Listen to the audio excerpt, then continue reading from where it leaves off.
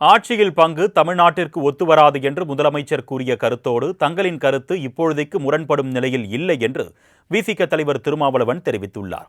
மேலும் விஜய் குறித்த நயினார் நாகேந்திரன் பேச்சு ஏற்புடையது அல்ல என்றார்.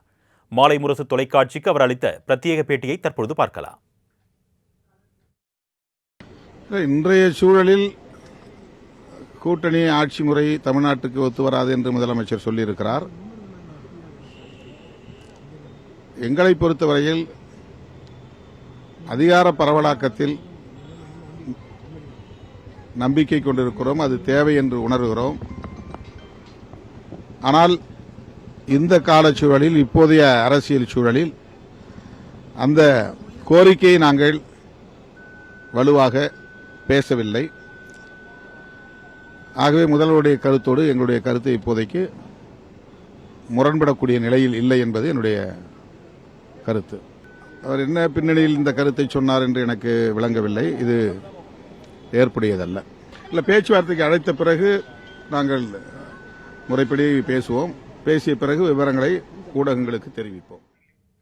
ஆட்சியில் பங்கு தமிழ்நாட்டிற்கு ஒத்துவராது என்று முதலமைச்சர் கூறிய கருத்தோடு தங்களின் கருத்து இப்பொழுதைக்கு முரண்படும் நிலையில் இல்லை என்று விசிக தலைவர் திருமாவளவன் தெரிவித்துள்ளார். மேலும் விஜய் குறித்த நயினார் நாகேந்திரன் பேச்சு ஏற்புடையது அல்ல என்றார். மாலை முரசு தொலைக்காட்சிக்கு அவர் அளித்த பிரத்யேக பேட்டியை தற்பொழுது பார்க்கலாம். இன்றைய சூழலில் கூட்டணி ஆட்சி முறை தமிழ்நாட்டுக்கு ஒத்துவராது என்று முதலமைச்சர் சொல்லியிருக்கிறார்.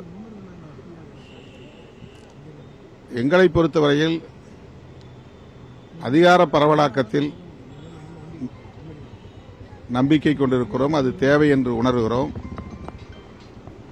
ஆனால் இந்த காலச்சூழலில், இப்போதைய அரசியல் சூழலில் அந்த கோரிக்கையை நாங்கள் வலுவாக பேசவில்லை.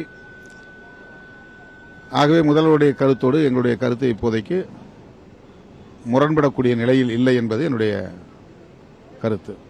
அவர் என்ன பின்னணியில் இந்த கருத்தை சொன்னார் என்று எனக்கு விளங்கவில்லை. இது ஏற்புடையதல்ல. இல்லை, பேச்சுவார்த்தைக்கு அழைத்த பிறகு நாங்கள் முறைப்படி பேசுவோம். பேசிய பிறகு விவரங்களை ஊடகங்களுக்கு தெரிவிப்போம்.